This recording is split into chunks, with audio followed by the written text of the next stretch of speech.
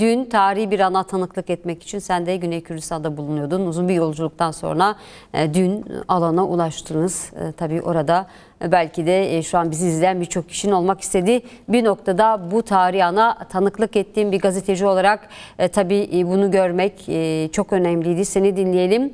Neler söylemek istersin? Notlarında neler var? Oraya nasıl bir atmosfer hakimdi? Katılımcılar, gözlemciler hakkında bizlere neler söylemek istersin? Kürt mücadele tarihinin dönüm noktalarından birini takip etme şansına sahip olduk. Dün Süleymaniye'nin Dukan ilçesine bağlı bir alanda bir tören gerçekleşti ve PKK'nın feshi ardından gerillalar silahlarını gerillalardan oluşan bir grup ve dün deklare ettikleri üzere barış ve demokratik toplum grubu olarak kendilerini isimlendiren gerillalar tarafından silahları imha edildi. Kürt Halk Önderi Abdullah Öcalan'ın son çağrısı doğrultusunda bu gerçekleştirildi. Dediğim gibi tarihi bir ana tanıklık etmek için Türkiye ve Kürdistan kentlerinden birçok kişi bir araya gelip bölgeye gitti ve aslında bu sürece dair yani hem siyasetçiler hem insan hakları savunucuları, aydınlar, gazeteciler birçok kesim birlikte yol aldılar.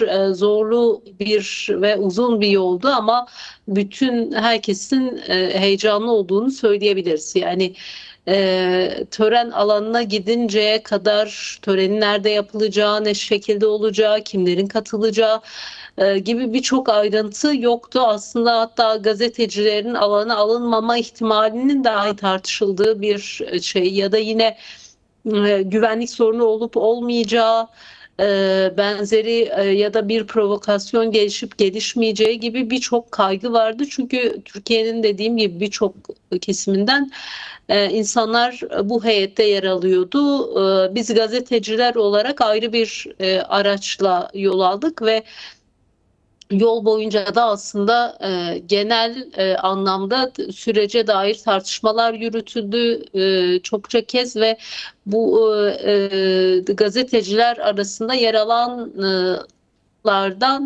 birçok kişi aslında 2013-2015 sürecini de takip etmiş isimlerdi. Özellikle hem o dönem 2013 Nevroz manifestosundan sonra çekilme kararının deklare edildiği Kandil'deki basın toplantısına gelen gazeteciler vardı. Yine o dönem gerillanın çekilme sürecinde gelen grupları takip eden gazeteciler vardı. O günden bugüne kıyaslamalar yapıldı ve aslında bugüne dair gelinen aşama değerlendirildi diyebiliriz. Alana giderken de işte ilk önce zaten Hevler'e gittik. Federe Kürdistan bölgesinde gittiğimizde ardından oradan da sabah erken saatlerinde özel bir konvoyla alana törenin yapılacağı alana doğru gittik. Çok büyük güvenlik önlemlerinin alındığını söyleyebiliriz. Yani yolların büyük oranda aslında boş olması da bize bu izlenimi verdi ve yine konvoya eşlik eden askeri eskortlar yine tören alanına yaklaştıkça bölgede konuşlandırılan özel birlikler de törenin güvenliğinin sağlanmasına dair bize çok fazla ipucu verdi. Alana biz Türkiye'den gelen gazeteciler, Kürdistan'dan gelen gazeteciler ne yazık ki telefonlarımızla herhangi bir ekipmanımızla içeriye giremedik.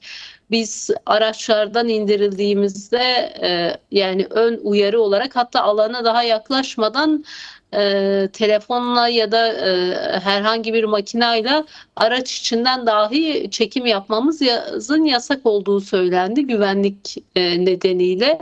Telefonlarımızı dahi kapatıp araçta bıraktık ve araçlar bizi bıraktıktan sonra alanın dışında daha uzak bir alana gittiler. Üst araması yapılarak alana alındık.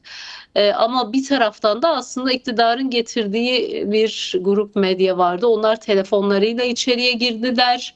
En protokol sırasında oturup alanı izlediler ve o güne kadar geleceklerine dair herhangi bir yere bildirim de yapmamış insanlardı ya da o güne kadar sürece dair herhangi bir tartışma yürüten, bunun kıyısında köşesinde olan, buna dair söz kuran, buna dair yazıp çizen insanlar değillerdi ve bu yüzden aslında diğer medya kuruluşlarında çalışan gazeteciler tarafından da çokça eleştirildi. Yani bu haliyle onların özel olarak devlet tarafından seçildiğini kendileri de birçok kez ifade ettiler. Evet. Onların bir nevi bir devlet görevlisi gibi alana gelip görüntü aldıkları ve bu şekilde Peki alana çalıştıklarını nasıl bir ifade atmosfer eden hakimdi Dicle? Atmosferi de meslektaşlarımız da sormak oldu. istiyorum. Yani gerillalar alana giriş yaptı. Tabii sen de oradaydın. Grubun öncüsü KCK Yürütme Konseyi İş Başkanı Besi Ozat'tı. 15 kadın gerilla, 15 erkek gerilla bulunuyordu. Görüntülerden de gördük. Yani o anı anlatabilir misin? Nasıl bir atmosfer hakimdi o alana? Alana girildiği andan itibaren aslında herkes kameraların diziliş biçiminden de anlaşılacağı üzere gerilla ekiplerinin nereden geleceğini anlamıştı ve bütün herkes aslında pür dikkat o noktaya doğru gözlerini yöneltmişti.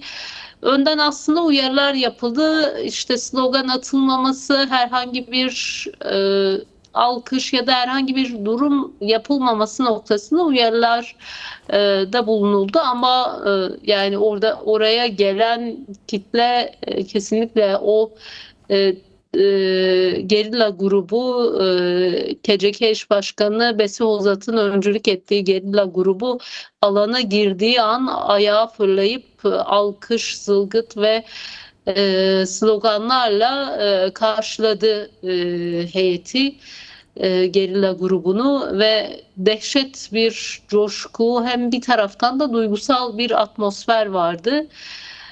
Ama böyle pür dikkat, bütün herkesin nefeslerini tutarak izlediği bir tören oldu.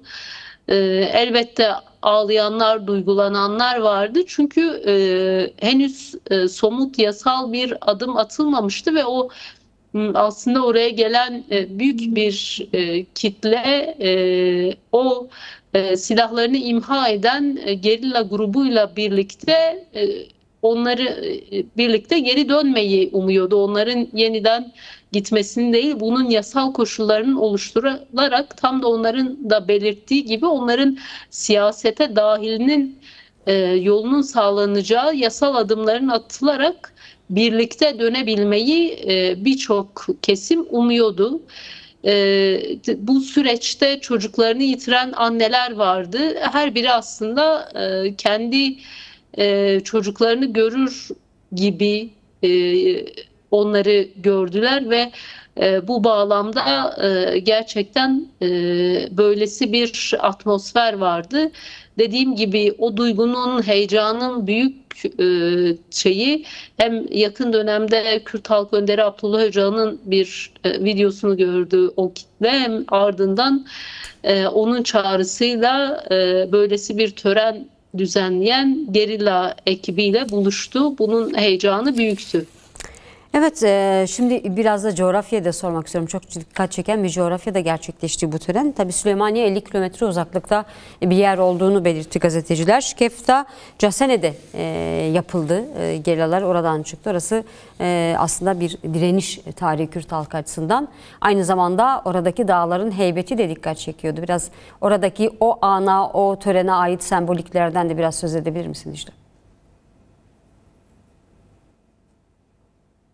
Biz aslında tören alanına evlerden giderken uzunca süre böyle çöle benzeyen bir böyle sapsarılık bir alandan ilerledik ve gitgide aslında Süleymaniye'ye yaklaştıkça ve o bölgeye yaklaştıkça, Casene alanına, o bölgeye yaklaştıkça o durum yani en azından heybetli dağların bizi karşıladığını ve gitgide o heybetli dağların doruklarına doğru yükseldiğimizi gördük ve dev kayalıklar arasında ve uzaktan bakıldığında bir tanrıçayı andıran ve oradan gazetecilerden dinleyebildiğimiz kadarıyla tanrıça diye tanımlanan, uzaktan tanrıça silüeti olarak tanımlanan bir alanda ve böyle bir boğaz gibi bir